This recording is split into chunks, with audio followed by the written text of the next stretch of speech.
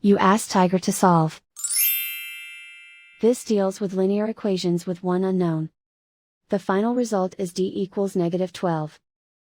Let's solve it step by step. Swap sides.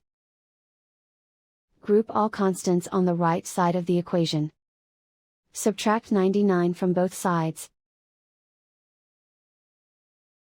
Group like terms.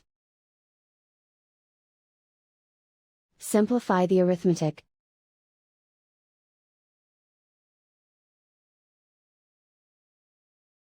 Isolate the d. Divide both sides by 2. Simplify the fraction.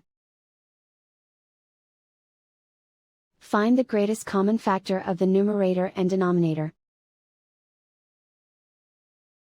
Factor out and cancel the greatest common factor.